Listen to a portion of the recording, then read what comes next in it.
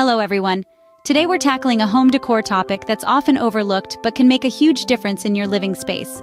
We're diving deep into the art of curtain hanging, outlining 5 key rules that can elevate your rooms from ordinary to extraordinary. We'll also highlight some common mistakes you might be making without even realizing it. So whether you're redecorating or simply want to give your existing decor a little lift, stay tuned. Welcome to Serene Shelter, where we're all about making your home the best it can be. Rule number 1 revolves around the placement of your curtain rod. Now, you might be thinking, it's just a rod. How important can its placement be? Well, it's crucial. The curtain rod is like a frame for your window, and just like in a painting, the frame can greatly enhance or diminish the artwork. In the case of your window, the placement of the rod can make it appear larger or smaller. The common mistake here is placing the rod too low. A low rod can make your window seem smaller and your room feel less spacious. Instead, try placing the rod closer to the ceiling. This can create a grand illusion of a taller window, thus adding a sense of height and space to your room. Think of it as a little optical trick to make the most out of your living space. After all, who doesn't love a room that feels airy and spacious? So remember, when it comes to curtain rod placement, higher is often better. Moving on to rule number 2, which is all about curtain length. Now, curtain length plays a key role in setting the tone of your space. It's like the hemline of a dress. It can either make or break the overall look. Let's delve into a common mistake: opting for curtains that are too short. Picture this: a beautiful room, tastefully decorated, but the curtains just barely graze the windowsill. It's like wearing high-water pants. It just doesn't look quite right. Instead, your curtains should either kiss the floor or puddle a bit, depending on the style you're going for. Kissing the floor means the curtains just touch the floor, creating a clean, tailored look. Puddling, on the other hand, means the curtains spill onto the floor by an inch or two, offering a more romantic, luxurious vibe.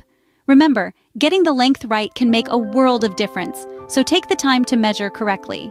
Rule number 3 focuses on choosing the right fabric and color for your curtains. Fabric choice is crucial as it dictates how much sunlight filters into your room. A heavy velvet or thick cotton will block out more light, creating a darker, cozier atmosphere.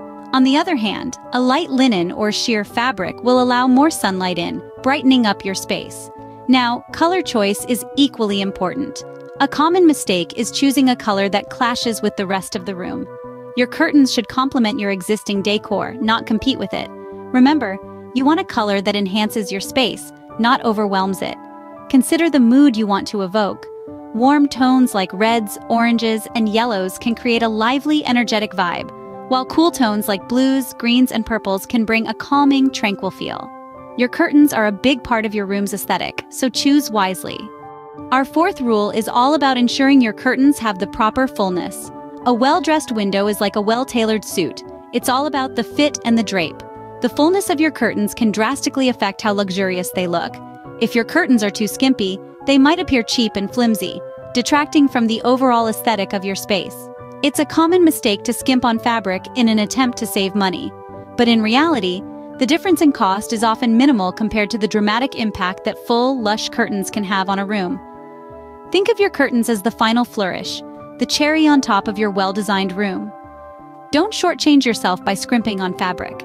Invest in curtains with adequate fullness and watch as they transform your room from ordinary to extraordinary.